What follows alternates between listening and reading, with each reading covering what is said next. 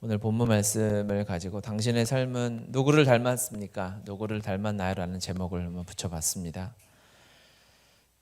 그 주석서 중에 존 스토트 목사님이 쓰신 책에 보면 이 바울의 삶과 예수님의 삶을 비교해놓은 부분이 있더라고요. 그래서 우리가 흔히들 생각하잖아요. 그래, 예수님도 박해를 당했고 바울도 박해를 당했는데 구체적으로 어떤 부분들을 한 정리해 놓으신 걸 제가 봤는데 되게 동감이 됐고 이 내용들을 함께 우리가 보면 좋겠다 싶어서 제가 좀 정리를 해왔어요. 즉 이제 바울의 삶과 예수님의 삶의 공통점 어떤 것이 있을까? 예수님의 삶과 바울의 삶의 공통점 첫 번째는 동족에게 배척을 당했고 이유 없이 체포되었으며 투옥되었다. 그렇죠? 예수님도 유대인들이 박해했잖아요. 미워하고 시기하고 자칭 유대인의 왕이다라고 해서 그를 결국 십자가에 못 박는 것을 유대인들이 동족들에게 당했던 것이죠. 이유 없이 체포되었고 투옥되었다는 것입니다. 바울도 마찬가지입니다. 지금 우리가 본문을 읽었지만 이제 바울이 이방 선교의 1차, 2차, 3차 선교를 마치고 왔어요. 놀라운 은혜와 간증을 가지고 왔는데 그 예루살렘 교회 리더인 야고보가 이제 걱정을 하고 있는 거죠. 큰일 났다. 너를 죽이려 하는 사람들이 있다라고 하죠. 결국 이들이 우리가 읽은 마지막 30절처럼 백성들이 달려와 바울을 잡아 성전 밖으로 끌고 나갔어요. 체포했습니다. 그렇죠? 두 번째는 어떤 공통점이 있냐면 부당하게 고소했다는 거예요. 그리고 재판이 열리니까 결국 부당하게 고소당해서 5번의 재판을 예수님도 받으시고 바울도 성경에 기록된 건 5번의 재판을 받더라고요. 예수님도 십자가 상에서 여기 갔다가 다시 그 근처에 와 있는 헤롯 왕에게 또 재판을 받고 다시 빌라도에게 재판을 받고 한 5번의 재판의 기록이 복음서에 기록되어져 있잖아요. 바울도 마찬가지로 그 숫자도 똑같이 정확하게 5번 재판을 받았어요. 그리고 그곳에 나오는 증인들이 가짜 진술을 하는 거죠. 오해를 사는 것이고 바울이 율법을 어긴 부분이 없습니다. 그렇죠? 그런데 우리가 읽은 것처럼 야고보가 지금 너 율법 어겼다고 유대인들이 난리가 났다. 그러니까 다시 정결 예식을 한번 같이 행하자. 좀 보여주자라고 이렇게 설득해서 우리가 오늘 읽은 본문이 진행되는 거 아니겠습니까? 마찬가지 예수님과 바울의 이 재판에 관한 복음을 전했다가 박해당하는 모습들이 공통점이 있는 것을 우리가 볼 수 있어요. 세 번째 공통점은 뭘 얘기하냐면 법정에서 얼굴을 맞는 장면이 나와요. 23장 2절에 보면 대제사장 아나니아가 바울 곁에 서 있는 사람들에게 그 입을 치라 명하니 입을 때리라는 거예요. 그러니까 이 대제사장 아나니아가 정말 화나고 열받은 거죠. 그래서 그 말하는 것을 견딜 수가 없어서 입을 치라고 합니다. 예수님도 마찬가지로 법정에서 뺨을 맞죠. 돌을 맞고 채찍을 맞고 폭행을 당합니다. 네 번째 공통점은 은밀한 유대인들의 음모의 불운한 희생자였다라는 거예요. 예수님을 죽이려고 대제사장들과 바리새인들, 서기관들이 모의하는 장면이 복음서에 여러 번 나오죠. 예수님을 제거하기 위해서 그냥 즉흥적으로 하는 것이 아니라 이 사람들이 계획된 범죄였던 거예요. 그러니까 범죄도 즉흥적이냐, 우발적이냐, 계획적이냐에 따라서 형량이 달라지잖아요. 예수님도 그렇게 죽이려고 했고 바울도 23장 12절부터 14절 한번 같이 읽어볼까요? 날이 샘에 유대인들이 당을 지어 맹세하되 바울을 죽이기 전에는 먹지도 아니하고 마시지도 아니하겠다 하고 이같이 동맹한 자가 40여 명이더라. 대제사장들과 장로들에게 가서 말하되 우리가 바울을 죽이기 전에는 아무것도 먹지 않기로 굳게 맹세하였으니 라고 이야기합니다. 무섭죠. 바울을 죽이기 전까지는 이 사람들이 결의를 하고 있는 거예요. 먹지도 않고 마시지도 않겠다. 최소 40명의 이 특공대가 바울을 죽이려고 결단하는 거죠. 모든 것을 자기의 생사를 걸고 바울을 제거하겠다라고 달려드는 거예요. 예수님 때도 동일하게 이런 일들이 있었다는 것이죠. 몇 가지 더 있는데 마지막 5번째를 보면 그를 없애자, 예수를 십자가에 못 박아라, 바울을 없애자라는 외침들이 있어요. 우리가 읽은 본문 30절까지 읽었는데요. 조금 더 내려가서 35절 보면 바울이 층대에 이를 때에 무리의 폭행으로 말미암아 군사들에게 들려가니 이는 백성의 무리가 그를 없이 하자고 외치며 따라가 밀어라. 예수님의 삶을 닮아도 이렇게 닮을 수 있을까 싶어요. 예수님 많은 군중들이 살인자를 풀어주고 예수님을 십자가에 못 박아라, 예수를 못 박아라 외치지 않습니까? 바울도 마찬가지로 이 폭도들이 무섭게 외치고 폭행했다고 나왔어요. 35절에 폭행하고 때리고 외치면서 협박하고 하는 일들이 있어요. 그러니까 우리가 지금 이 예수님의 십자가 근처에 있었던 삶과 바울이 지금 이 고통당하는 장면을 비교해서 이렇게 써 놓았지만 바울의 삶이 예수님을 만나고 살았던 바울의 삶이 예수님의 삶과 너무 닮았다는 것을 우리는 알 수 있습니다. 지금은 여러분 이것을 동의하라고 제가 보여준 거예요. 동의가 되죠. 너무 닮았죠. 그러니까 예수님의 삶이 너무 같이 있지 않습니까? 예수님의 삶은 하나도 버릴 게 없죠. 예수님은 걸어가셨던 그 장소 하나하나, 만났던 사람 한 명 한 명, 숨쉬는 모든 순간이 하나님의 아들이시니까 너무 존귀하고 가치 있다라고 우리는 동의합니다. 그런데 바울도 예수님의 삶을 너무 닮은 거예요. 그렇다면 우리는 어떨까요? 우리도 동일하게 제가 예수님의 삶과 바울의 삶이 닮았구나, 정말 값어치 있는 삶이구나, 가치 있는 삶이 예수님의 삶이구나 라고 깨닫고 나니까 바울의 삶도 동일하네. 기록된 것은 많지 않겠지만 바울이 주님 안에서 했던 모든 행위를 하나님이 가치 있게 여기시고 하나님의 나라를 위해서 사용하시는 것들을 우리가 보지 않습니까? 심지어 바울이 잘못했던 것, 바울의 육신의 가시마저도 하나님이 그 삶을 가치 있게 만들어 가시는 거예요. 그렇죠? 아멘이죠? 그러면 그 다음 단계로 이제 한 걸음 더 나아가 봐야 돼요. 그거는 우리의 삶도 동일한가라는 거죠. 우리의 삶도 그렇게 가치 있을까? 우리의 하루하루가 하나님 안에서 가치 있는 하루일까? 우리는 그렇게까지 생각하기는 어려운 것 같아요.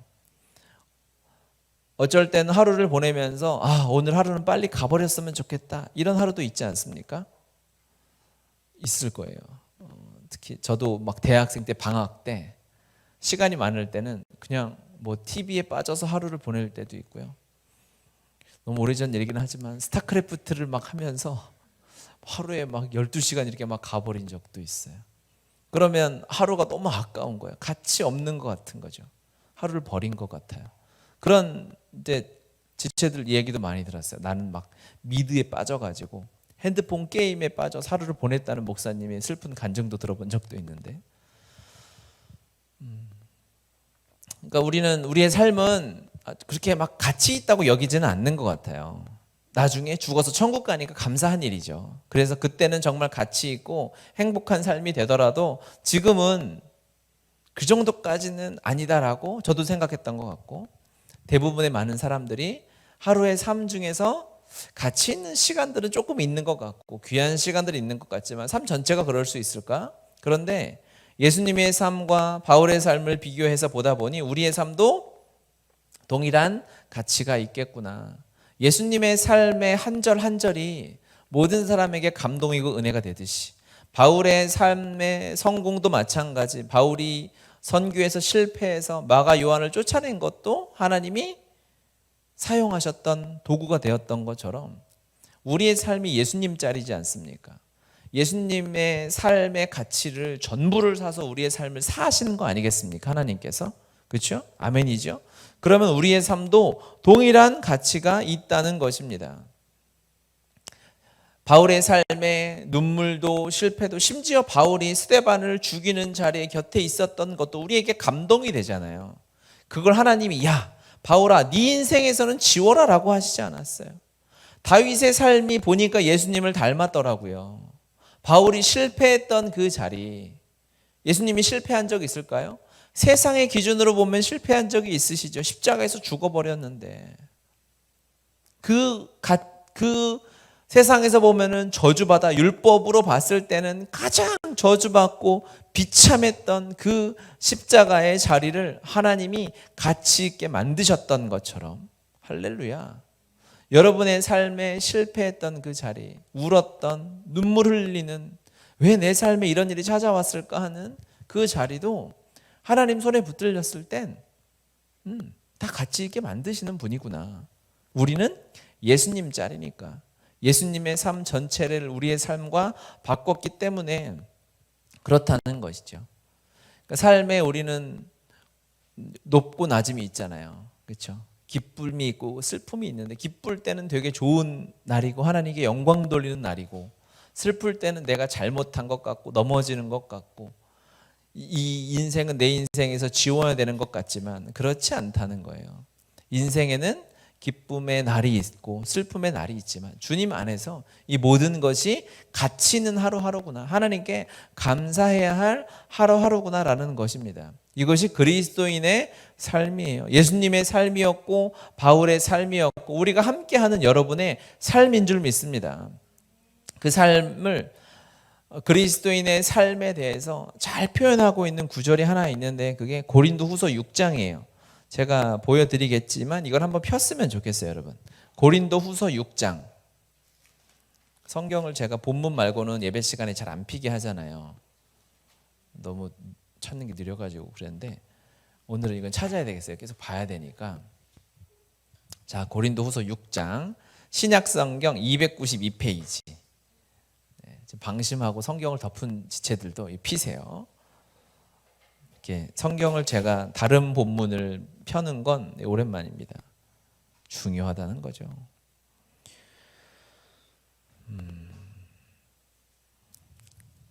고린도후서 6장 7절과 8절 먼저 한번 읽겠습니다. 진리의 말씀과 하나님의 능력으로 의의 무기를 좌우에 가지고 영광과 욕됨으로 그러했으며 악한 이름과 아름다운 이름으로 그러했느니라. 우리는 속이는 자 같으나 참되고 라고 했죠. 이 말씀이요 조금 이해가 어려운데 제가 세 번역으로 보여드릴게요. 한번 보십시오. 진리의 말씀과 하나님의 능력으로 우리 이 일을 합니다. 그렇죠? 우리 그리스도인이니까. 그렇죠? 여러분 성경으로 다시다가 4절에 보면 오직 모든 일에 하나님의 일꾼으로 살아가는 우리에게 하는 말이에요. 그렇죠? 우리의 삶이, 다시 여기 여러분 화면을 보시면 진리의 말씀, 하나님의 능력으로 우리가 주의를 하는데, 오른손과 왼손의 의의 무기, 하나님의 말씀, 생명의 삶, 능력의 삶을 붙들고 살아가는데 그 삶이 어떠한 삶이냐면 영광을 받거나 수치를 당하거나 비난을 받거나 칭찬을 받거나 그렇게 삽니다 라고 하는 거예요.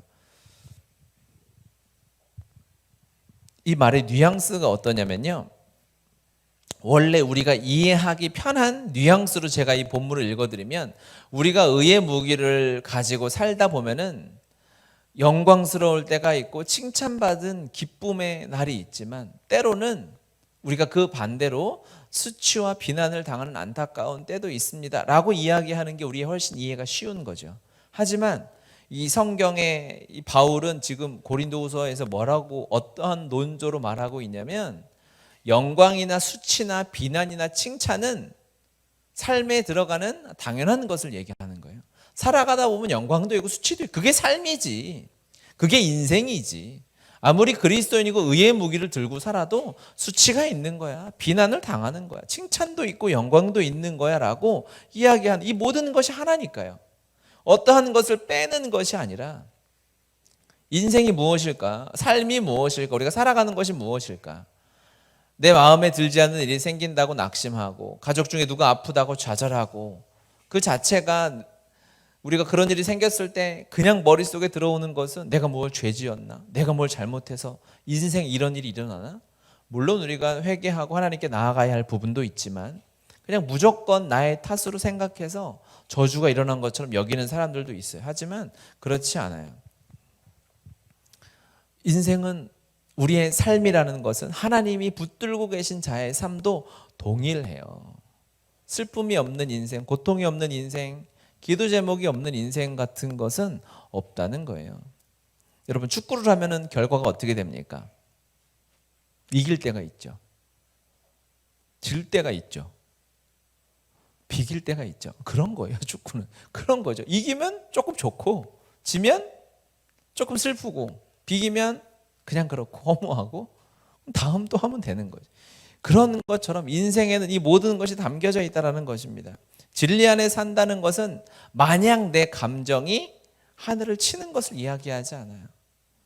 내가 예수님 잘 믿고 기도하는데 때로는 내 마음에 기쁨이 없을 때가 있어요. 예, 그런 거예요. 항상 내 기분이 그냥 업돼가지고 이렇게 살면 심장마비로 돌아가시지 않을까 싶어요. 그렇지 않다는 것입니다. 정말 그리스도인의 삶이 어떻게 우리가 인생을 살아가고 하나님의 말씀 앞에서 이 힘들고 어려운 때를 돌파하며 살아가야 할 것인가. 사람들이 우울해가고 학생들도 밖에 그냥 어느 누구든지 문 앞에 나가는 것, 집 밖에 나가는 것 자체가 이제는 약간의 두려움을 동반하고 나가는 거 아니겠어요? 어디서 어떻게 감염될지 모르고 어디서 어떤 사람의 비난을 받게 될지 모르는 그런 예측할 수 없는 인생 가운데 삶이, 우리가 오늘부터 내일부터 또 하루하루를 살아가야 할 텐데 어떻게 나가야 될 것인가. 이 그리스도인의 삶이 어떤지 리얼하게 표현되어 있는 우리가 본문을 폈어요. 고린도후서 6장 7절, 8절 마지막에 보면 우리는 속이는 자 같으나 참되고 라고 되어져 있죠. 8절, 9절, 10절 한번 같이 읽게요. 9절, 10절 읽겠습니다. 자, 9절. 무명한 자 같으나 유명한 자요, 죽은 자 같으나 보라 우리가 살아있고, 징계를 받는 자 같으나 죽임을 당하지 아니하고, 근심하는 자 같으나 항상 기뻐하고, 가난한 자 같으나 많은 사람을 부요하게 하고, 아무것도 없는 자 같으나 모든 것을 가진 자로다. 아멘, 아멘, 아멘. 그러니 우리가 하나님께서 주신 이 삶이 세상 사람들이 보는 것과 그리스도인들이 영적으로 바라보고 살아가는 것에는 너무 큰 차이가 있는 거예요. 그냥 세상 사람들은 기쁘고 슬프면 반대로 생각하지만 주 안에서 우리가 하나님이 주신 이 삶이, 첫 번째, 세상은 우리를 속이는 자처럼 보는 거죠. 8절 마지막에 보면 우리는 속이는 자 같으나 참되고 라고 되어져 있습니다. 우리는 진리를 가지고 있죠. 그러니까 진리를 가지고 살아가기 때문에 사람들이 야, 예수가 진짜냐? 천국이 진짜냐라고 증명해 보라고 하면 정말 증명하기 어려운 거예요. 그렇죠? 거짓말이 내가 거짓말을 했을 때와 참말을 했을 때 그걸 증명해내는 건, 참말을 했을 때 증명해내는 건 더 어려워요. 제가 대학에 갔을 때 우리 선교단체 수학과에 있는 한 이제 동기가 있었는데, 동기 후배였던 것 같아요. 그 친구가 이제 수학과에서 요즘에는 이제 그게 많이 유명해져서 시험을 안 본다고 하는 것 같아요. 근데 그 당시에는 첫 중간고사 시험에서 한 문제가 나온다는 거죠. 수학과에 들어가는데 1 더하기 1이 2인 것을 증명하라, 이런 문제를 내는 거예요. 이걸 어떻게 증명해요? 이걸 어떻게 증명해야 되나? 그거를 하는 사람들이 이제 학자들이고 교수들이겠지만 1 더하기 1이 2인 것을 증명하라, 이거보다 어려운 거는 제가 봤을 때는 없어요. 제 머릿속에는 1 더하기 1은 2지, 당연한 거를 그걸. 그래서 어떻게 해야 돼요? 사과를 2개 놓고 하나 놓고 하나 모으니까 2개다, 이렇게. 뭐 이게 어떻게 될지 모르겠는데 진짜를 진짜라고 설명하는 것처럼 어려운 건 없어요. 단 시간이 지나면 경험적으로 알게 되는 거죠. 진리는 말로, 이해로 사람들의 지식에 이해시키는 것이 아니라 시간이 지나면 경험하게 되는 것이 진리인 것 같아요.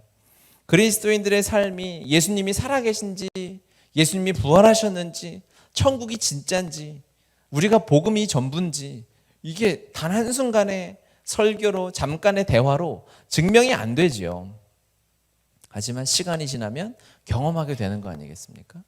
그러니까 세상 사람들이 야, 예수쟁이들 가짜야, 지금 저거 교회들 저거 사기꾼이야, 기업하고 똑같아 라고 이야기해도 그런 모습이 있다면 버려야 하겠지만, 우리는 진리를 가지고 있기 때문에 시간이 지나서 그리스도인의 삶을 우리가 살아내면 이것은 우리가 경험했듯이 세상도 경험하게 되는 것입니다.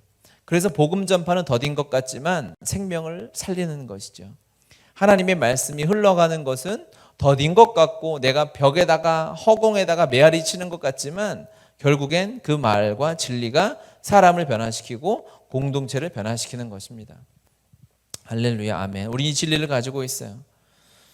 두 번째, 우리 9절에 보면 무명한 자 같으나 유명한 자다라고 되어져 있습니다. 세상은 유명한 자를 최고로 치죠. 그런데 그리스도인들은 우리는 무명한 자 같으나 유명한 자다 이렇게 이야기합니다. 그렇죠? 우리의 삶은 그렇습니다. 우리는 잘 여러분 유명하지 않잖아요. 그렇죠? 우리 교회도 유명한 교회는 아니에요. 그런데 세상에서 유명할 필요는 사실 없어요. 유명하면 피곤할 뿐이에요. 사람들은 유명해지고 싶어 하죠. 유명해지면 기분이 좋죠. 막 사람들이 나를 인정해 주는 것 같으니까 내 인정의 욕구가 채워집니다. 내 소유의 욕구가 채워져요. 유명해지는 것이 이 시대는 이제 돈이 되는 시대지 않습니까? 유명해지는 것 자체로 돈을 벌 수 있어요. 유명해져서 유튜브만 해도 돈을 벌 수 있잖아요.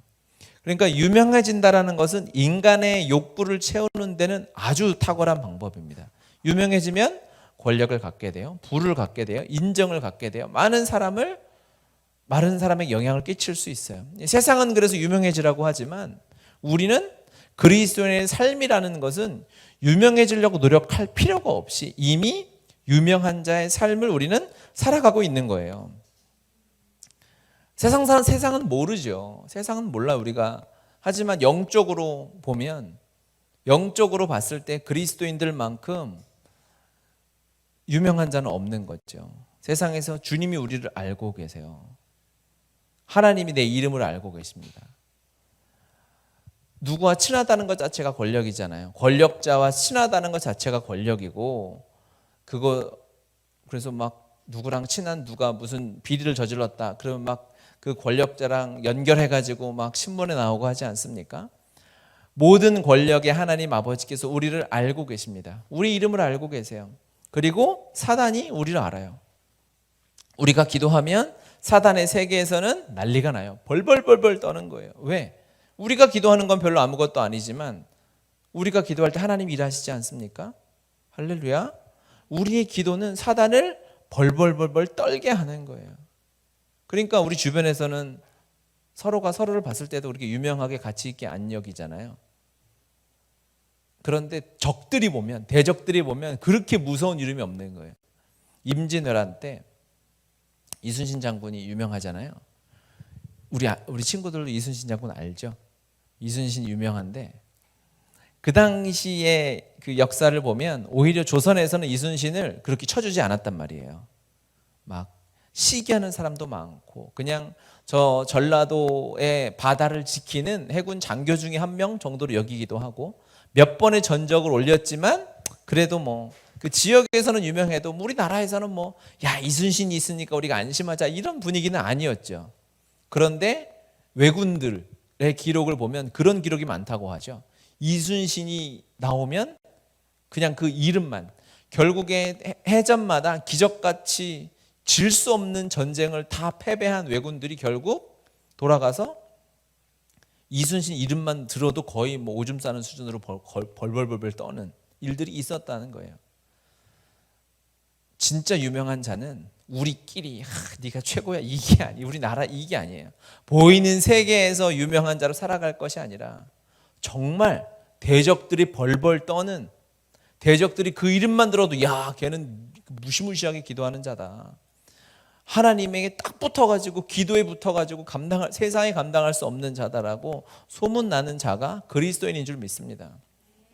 그러니까 우리는 유명해지려고 애쓸 필요가 없이 이미 유명한 사람입니다. 그래서 오늘 예배 끝나고 유명한 사람들하고 이제 요즘에 사인 받고 이러면은 이제 옛날 세대래요. 그래서 그 세대 이제 구분하는 그런 거 있잖아요. 그래서 옛날 세대는 전화 왔어 사인할 때 이렇게 하고 그렇죠. 요즘 세대는 이렇게 한다고 하는데 유명한 사람 만날 때도 야 너 뭐 유재석 만나서 사인 받았어? 그런데 사인이 뭐냐고 요즘 애들은 같이 사진 찍었어 이렇게 얘기를 한다고 하죠. 옆에 함께하는 여러분들이 다 유명한 자들입니다. 우리 기도 하나님이 들으십니다. 유명한 사람들하고 오늘은 예배 끝나고 사진 한 장씩 찍고 돌아가시기 바랍니다. 이어서 그리스도인은 어떠한 삶이냐 9절 같이 다시 한번 읽겠습니다. 무명한 자 같으나 유명한 자요 죽은 자 같으나 보라 우리가 살아있고 이렇게 이야기합니다. 살아있는 자예요. 죽은 자 같아요. 세상에서 보면 능력이 없는 것 같고 내가 나를 봐도 능력이 없는 거, 내 뭐 하는 건가라고 낙심이 들 때도 있지만 진리가 하나님의 말씀이 우리의 삶을 뭐라고 얘기하냐면 살아있다라고 이야기합니다. 죽은 생명체와 살아있는 생명체의 차이는 뭐냐면 살아있는 생명체는 반드시 확장을 합니다. 씨도요, 꽃도 살아있으면 꽃씨를 퍼뜨려서 자신의 영역을 확장하죠. 조그만한 동물도 살아있으면 돌아다니잖아요. 그 사람이 그 동물이 걸어다니는 영역, 영토, 땅 넓어지는 거 아니겠습니까? 사람도 마찬가지. 살아있는 사람이라면 생명이 있기 때문에 많은 사람을 만나고 관계하고 돌아다니고 경험의 영역이 확장됩니다. 지경이 넓어집니다. 그렇죠?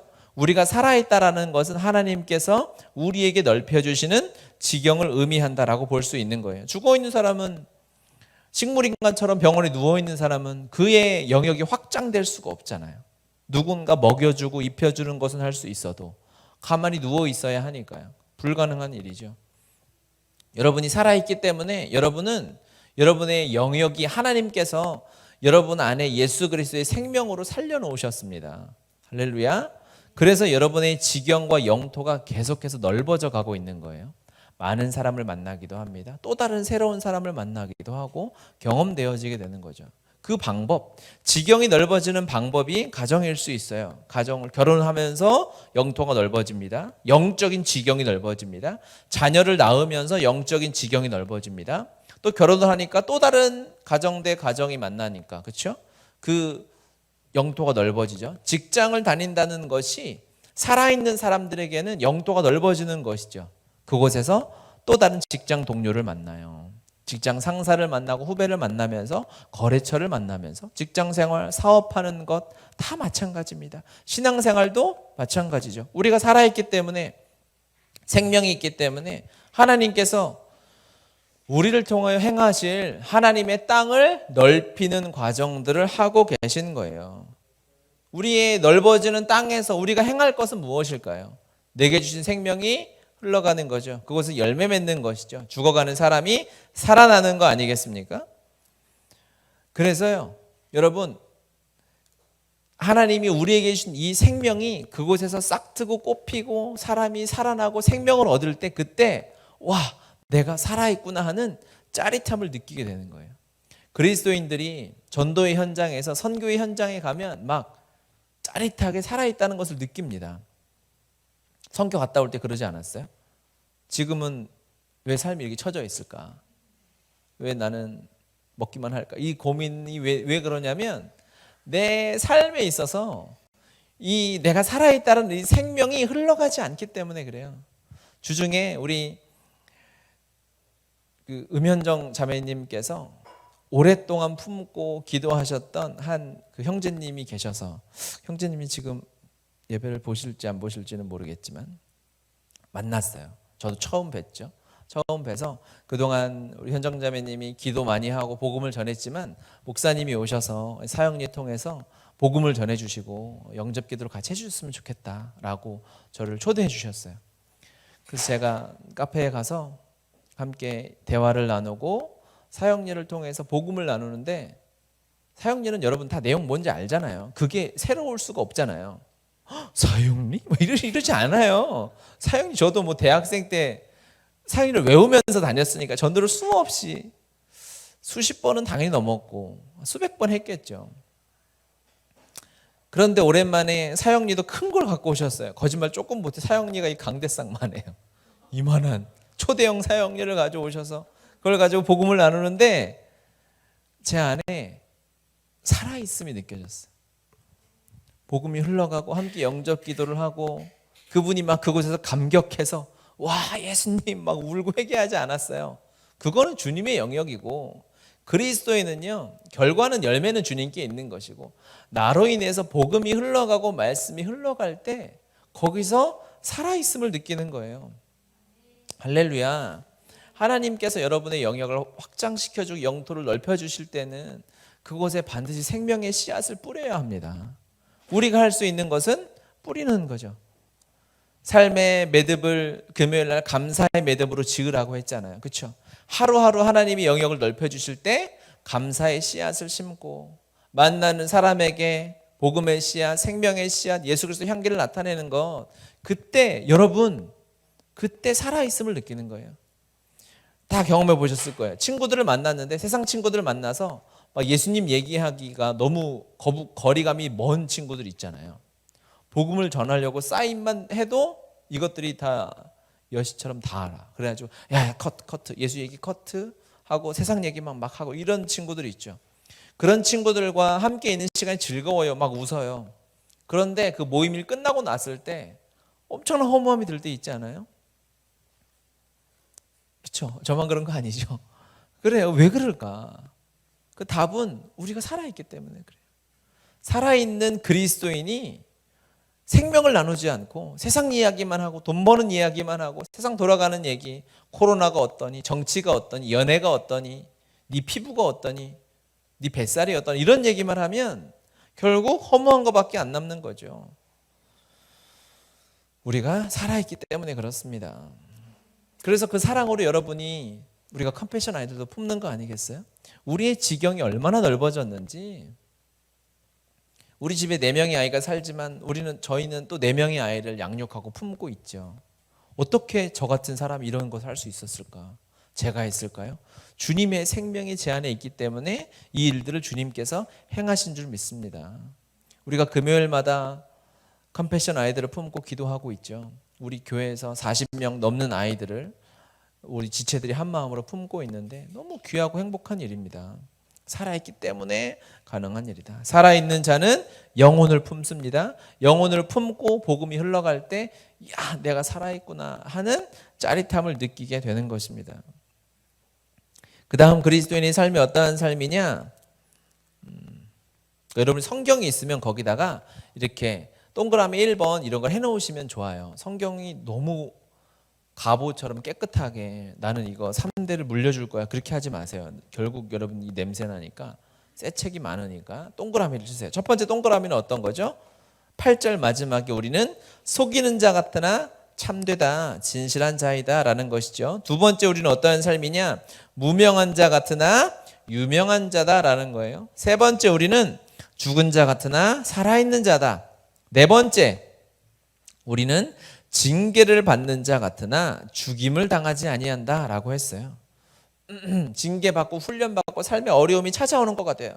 어떤 사람의 삶을 보면 저도 기도하고 품고 있다 보면 정말 마음이 무너질 만큼 막 힘들고 어려운 일만 막 생기는 그러한 후배 전사님도 있었어요. 어떻게 이런 일이 삶에 일어날 수 있을까 싶은, 여전히 누가 아픈데 또 아프고 가족을 한 명을 잃었는데 또 잃고 막 충격적으로 사고로 가족을 잃는 슬픔을 당하는 사람, 사업이 어렵게 되고 세상에 중독에 빠져 있는 가족들이 있고 내 삶이 그렇게 무너지고 그러한 어려움이 찾아오는 것 같은 일들이 있기도 해요.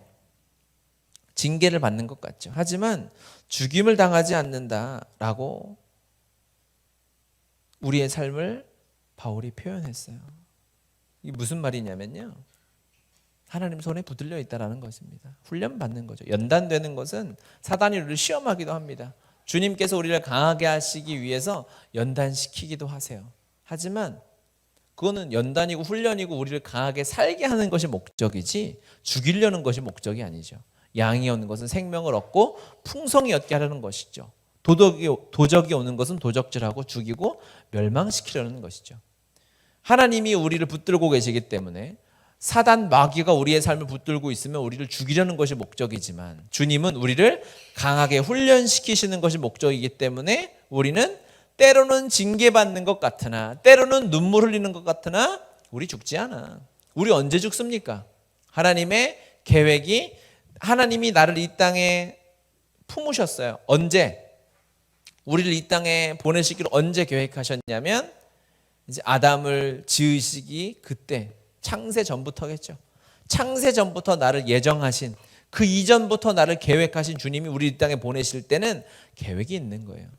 그 계획이 다 이루어지면 이 땅에서 우리가 죽음이라는 것을 통해서 영원한 하나님의 나라에 거하게 되는 것이죠. 그러니까 징계받는 것은 우리를 어렵게 할 수 없어요. 힘들게 할 수 없어요. 우리를 죽일 수 없어요. 우리가 낙심하지 않아야 되는 거예요. 하나님의 손에 붙들려 있다. 징계를 받을 때, 훈련을 받을 때 반사적으로 생각해야 되는 것은 무엇일까? 우리가 하나님 손에 붙들려 있구나. 여러분 삶에 어려움이 찾아오면 하나님의 손에 붙들려 있구나 라고 생각해야 되는 거예요. 내 마음에 답답함이 생겨요. 인생이 풀리지 않아요. 감당할 수 없는 기도 제목을 만났어요. 그때는 하나님이 내 삶을 붙들고 계시구나 라고 자동적으로 떠올려야 합니다. 쉽지 않지만 이것이 진리입니다. 우리 그래서 믿음의 고백 서로 한번 합시다. 하나님이 당신의 삶을 붙들고 계십니다. 아멘. 그렇죠. 그래서 고생을 많이 할수록 하나님이 더 붙드신 사람이에요. 더 힘들고 어려운 연단 속에 있던 사람일수록 하나님이 붙들고 계셨다라는 증거입니다. 그렇죠. 사람이 이제 나이가 한 살씩 먹어가면서 나이테가 생기고 얼굴에 주름살이 생기잖아요. 그게 하나님이 그 사람을 붙들고 계셨던 증거다라는 거죠. 그러니까 저는 증거가 확실하죠. 그렇죠. 그럼 다섯 번째 10절 넘어가면 자 10절 근심하는 자 같으나 항상 기뻐하는 자다라고 했어요. 다섯 번째 동그라미 하셨죠. 근심하는 자 같으나 우리는 항상 기뻐하는 자입니다. 근심이 많죠. 우리 근심합니다. 그런데 근심하는 일들이 찾아오지만 조금만 지나면 우리는 그것으로 말미암아 기뻐하고 있어요. 요한복음 16장 20절 말씀 보면요. 내가 진실로 너희에게 이르노니 너희는 곡하고 애통하겠으나 세상은 기뻐하리라. 너희는 근심하겠으나 너희 근심이 도리어 기쁨이 되리라 라고 말씀합니다. 우리가 힘들 때 세상이 와 그거 봐라 예수 믿는 것들 봐라 저거 예수 믿는다고 기도한다고 하나님 살아계시다고 11조 바치고 시간 바치고 젊음 바쳐서 섬기는데 손가락질 하죠. 하지만 우리는 세상의 어떠한 근심도 우리의 기쁨을 빼앗아갈 수 없는 것입니다. 상황을 역전시키는 하나님이 있는 거예요.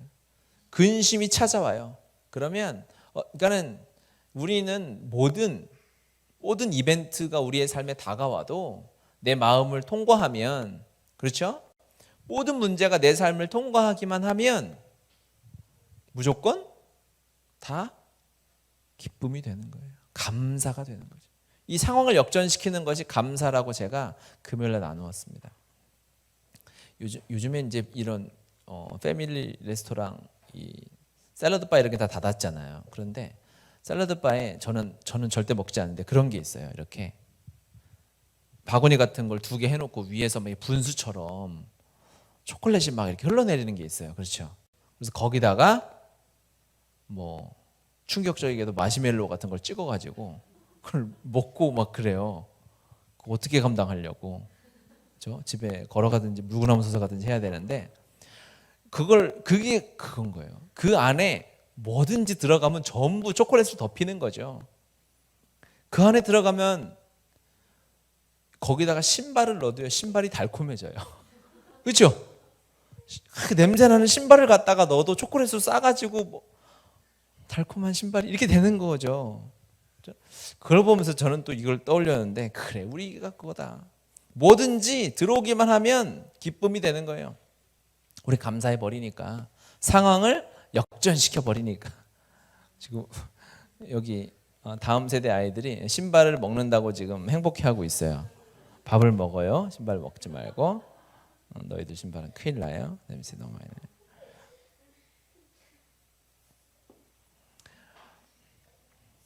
근심하는 자 같으나 기뻐한다라고 했어요.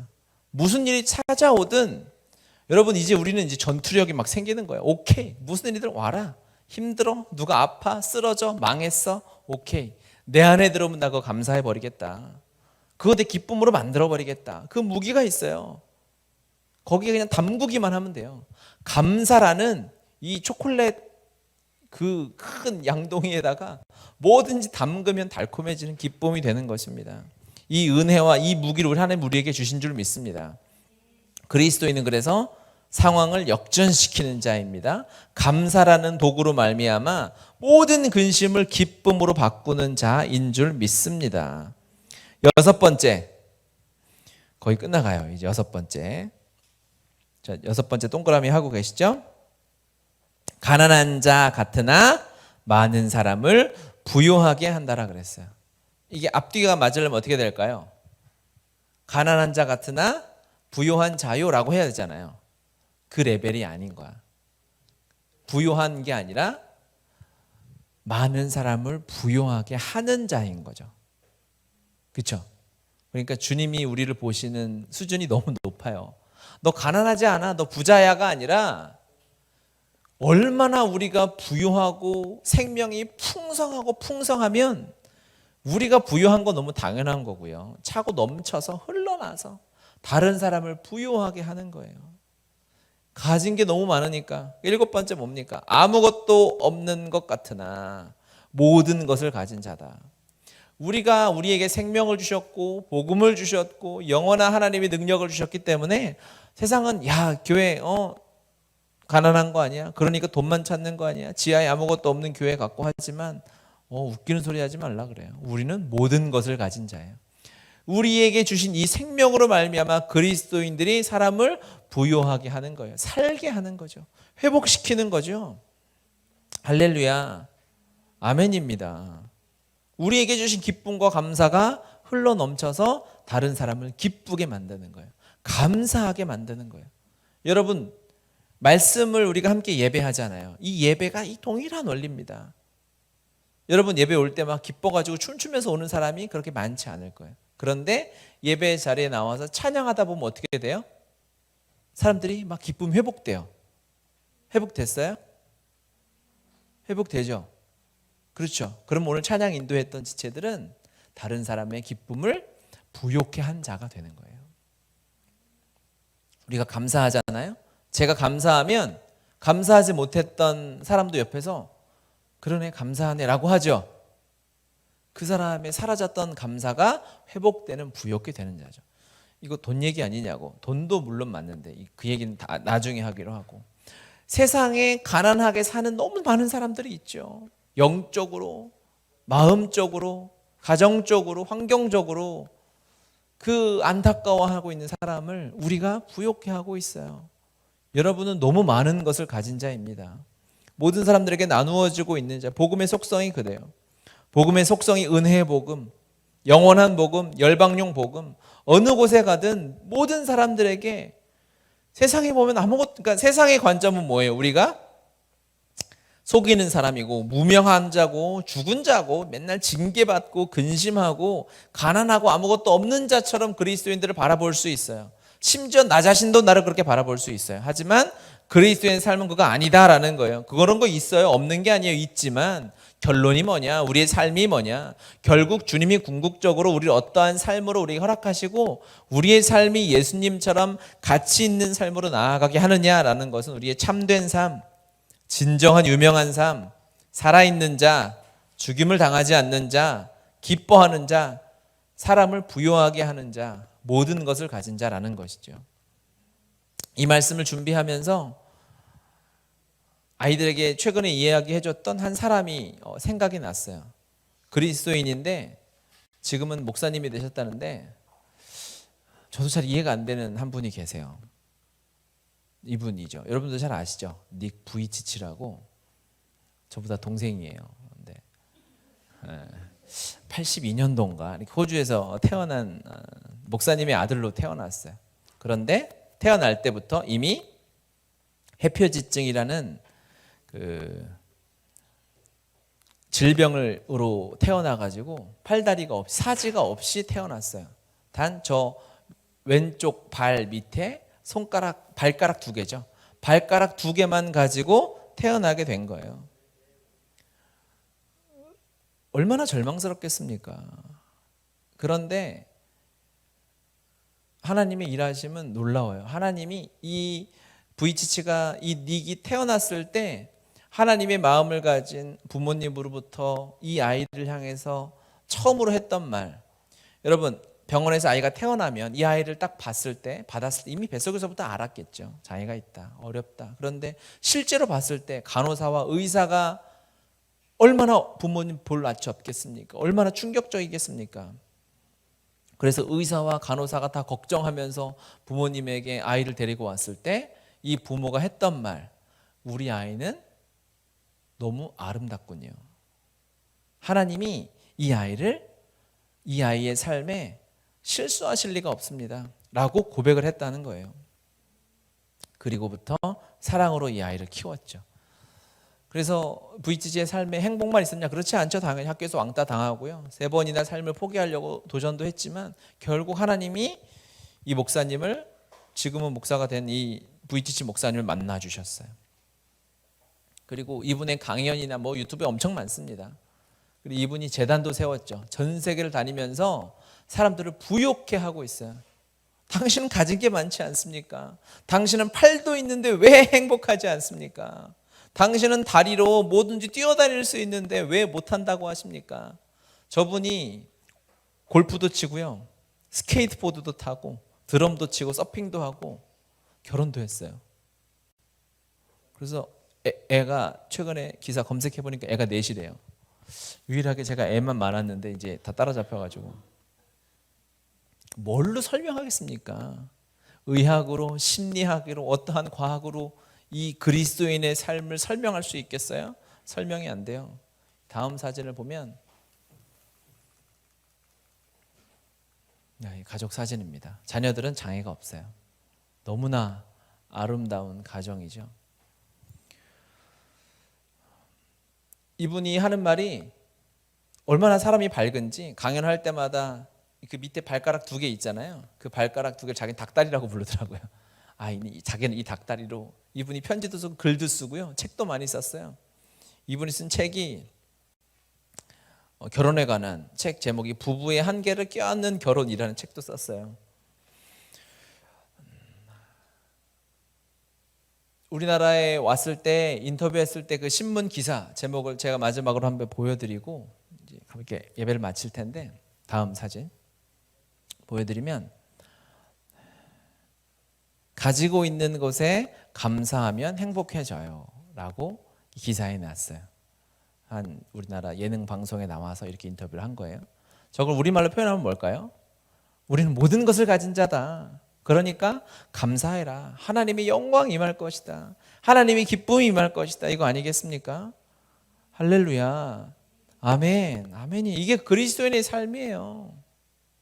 세상의 기준과 너무 달라요. 그렇게 살았더니 수많은 사람을 살리고 재단을 만들었어요. 재단 이름이 사지 없는 삶이에요. 사지 없는 삶이라는 그런 재단을 만들어서 전 세계를 다니면서 예수님 얘기할 필요 있겠어요? 예수님 믿으세요라고 할 필요 있겠어요? 아니에요. 이분이 굳이 예수님 믿으라고 왜 해요? 나는 예수 믿는다. 그렇기 때문에 나는 행복하다. 예수 믿기 때문에 나는 모든 것을 가졌다. 그거 하나로 충분한 거죠. 그러면 그 예수가 너무 궁금한 거지. 나는 저 사람보다 다리도 있고 재산도 막 건강하고 모든 것을 할 수 있어도, 그런데도 아직도 우울하고 비참하게 살아가는 세상의 인간들이 너무 많은데, 아무것도 없는 것 같고 세상에 무명한 자 같고 버려진 자 같고 의학적으로 최악으로 장애로 태어난 저 한 그리스도인이 예수님 때문에 변한 인생을 보면 주님의 복음은 놀라운 것입니다. 우리 그리스도인들은 이렇게 세상으로, 의학으로, 과학으로 설명할 수 없는 삶을 살아요. 우리는 그리스도인이기 때문에 그리스도로만 설명되는 삶을 살아가는 것이죠. 따라해 봅시다. 그리스도인은 그리스도로만 설명되는 사람이다. 아멘. 그리스도인은 그리스도로만 설명되는 사람이에요. 아무리 많은 것을 가지고 있다 해도 노 그거 아니에요. 그거 의지하지 마세요. 그거 또 쳐다보고 거기에 마음 빼앗기지 마세요. 그리스도로만 나아가는 거예요. 우리의 삶이 그런 줄 믿습니다. 예수님의 삶이 값어치 있었고 바울의 삶이 버릴 것이 없었다면, 다윗의 삶이 세세토록 그의 삶이 하나님께 쓰임받는다면 우리의 삶도 동일한 거예요. 우리 예수님 짤이니까, 예수님의 삶을 그대로 녹여서 우리의 삶을 주님이 사셨으니까. 여러분, 한 사람 한 사람의 삶이 얼마나 귀한지, 얼마나 버릴 것이 없는지, 우리의 눈물 한 방울도 버릴 것이 없는 거예요. 하나님 앞에 그러한 마음으로 우리가 기도하며 나아갔으면 좋겠습니다. 주님, 내 삶을 존귀하게 만들어 주셔서 감사합니다. 내가 무명한 자가 아니라 유명한 자로 만들어 주시고 아무것도 없는 것 같은데 모든 것을 가진 자라 말씀해 주시니 감사합니다. 문제가 있고 근심이 있지만 이것이 기쁨이 되고 내 안에 행복과 이유가 되는 자로 살아가게 하실 주님을 신뢰함으로 우리 주여 삼창하시고 함께 우리 기도하며 나아갑시다. 주여.